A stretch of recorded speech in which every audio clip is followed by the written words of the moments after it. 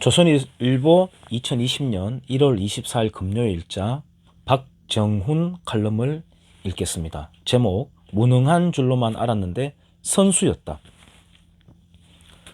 청와대가 울산 선거 개입 사건을 방어하는 솜씨를 보면 진심으로 감탄이 나온다. 대통령의 30년 지기를 당선시키려 여러 경로로 관여한 의혹이 드러났다. 사실로 확인되면 탄핵까지 이어질 수 있는 중범죄다. 정권 명운이 걸린 절체절명 위기에서 놀라운 뒤집기 기술이 나왔다. 핵심은 불법적 권력 남용인데 난데없이 검찰개혁을 들고 나와 프레임을 바꿔버렸다. 권력의 그 악을 파헤치는 검찰을 도리어 악의 집단으로 만들어 절대 수세를 공세로 뒤집었다. 수사팀을 공중분해하고 검찰총장을 고립시킨 솜씨도 정광석화 같지만 그 무모한 프레임을 밀어붙인 배짱이 혀를 내두르게 한다. 가히 프로급 신공이었다. 이 정권은 되치기의 달인이다. 자기 잘못을 상대에게 뒤집어 씌워 국면을 반전시키는데 탁월한 재주가 있다. 조국 사태는 불공정, 특권, 반칙 이슈인데 인권 침해로 엎어치기 한 것. 검찰을 패싱한 추미애 장관이 되레 내 명을 거역, 상갓집 추태 운운하며 검찰의 항명으로 몰아간 것 등이 그 예다. 정부 실책으로 미친 집값을 만들어 놓고는 강남 대 비강남으로 편가르기 하고 앞 정권 탓이며 언론까지 탓한다. 잘못된 정책으로 일자리가 사라졌는데 일자리를 만들려면 세금을 퍼부어야 한다며 비판의 목소리를 반서민으로 몰아붙인다. 도둑이 도둑이야를 외치는 꼴인데 그러면서도 주저함도 망설임도 없이 당당하다.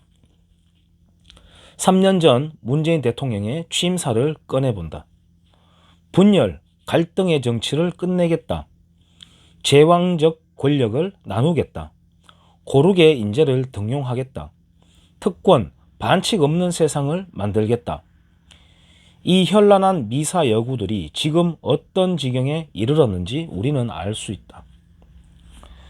대통령이 분열, 갈등에 앞장서고 제왕처럼 권력을 휘둘렀으며 자기 편 인물만 등용하고 특권, 반칙의 대명사인 조국을 사고 돌았다. 모든 게 정확하게 거꾸로 갔다. 유일하게 지켜진 것은 정말로 한 번도 경험 못한 나라를 만드는 것 뿐이었다. 대통령의 약속들이 휴지 조각이 돼버렸다. 처음엔 정권의 선의를 믿었다. 나라 위하는 마음은 순수한 데다 다만 무능할 뿐이라 생각했다. 일방적 대북 구애로 동맹을 흔들고 적폐청산 노름으로 나라를 두 쪽 내고 듣도 보도 못한 소득 주도 정책으로 일자리를 없애고 반시장 드라이브로 경제 활력을 꺼트려도 일부러 그러진 않을 것이라 여겼다. 경험 없는 아마추어라 그렇지 시행착오를 겪고 나면 정신 차릴 것이라 믿었다. 그런데 그게 아니었다. 아무리 부작용이 터지고 역효과가 쏟아져도 눈 하나 꿈쩍하지 않았다. 경제 망치고 나라 뒤흔드는 마이너스의 국정을 한치 양보 없이 밀어붙였다. 지난주 회견에서 문 대통령은 조국 전 장관에게 마음의 빛이 있다며 미안함을 표시했다. 그러면서도 조국 사태로 분노하고 좌절한 다수 국민에 대해선 이런 방구 언급하지 않았다. 대통령에겐 조국이 더 중요했다. 전체 국민보다 조국으로 대표되는 자기 편을 다독이는 게 먼저였다. 문 정권의 국정엔 민노총과 참여연대와 민병과 탈원전파와 좌파 운동권만 존재한다. 범죄를 저질러도 뇌물을 받아도 내 편이면 무조건 덮어주려 한다. 우리 편이 아니면 잘라내고 온갖 자리와 감투, 심지어 태양광 이권까지 싹쓸이 하면서 자기들만의 거대한 카르텔을 구축했다. 극단으로 치닫는 문 정권의 진영 논리는 국가보다 당이 우선이라는 프롤레타리아 계급 정당론을 연상시킨다. 우리는 이 정권의 본질에 대해 착각하고 있었다. 문 정권은 전체 국민을 대표하는 국익의 선량한 관리인이 아니었다. 국민보다 진영, 국가 이익보다 이념, 나라보다 선거를 우선하는 정파의 대변자에 가까웠다. 국익을 우선했다면 친노동 일방 통행, 반기업 규제, 탈원전 원리주의, 맹목적 친북 굴종, 동맹, 우방 경시 같은 이념의 폭주는 없었을 것이다. 국가 미래를 생각했다면 재정을 고갈시키고 눈속임 가짜 일자리 만들고 세금 뿌려 표를 사는 매표 행정에 날밤 새우진 않았을 것이다. 국정자해는 참담한 결과로 되돌아왔다.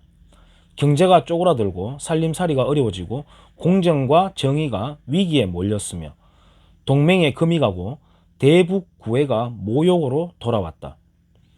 국익이 무너지고 곳곳에서 내전 같은 갈등이 벌어지고 있다. 그래도 문 정권은 꿈쩍도 않는다. 국익은 우선순위가 아니기 때문이다. 그러면서 자기 편은 귀신처럼 챙기고 있다. 선거 이기고 표 얻을 정치공학적 기술은 선수급이다.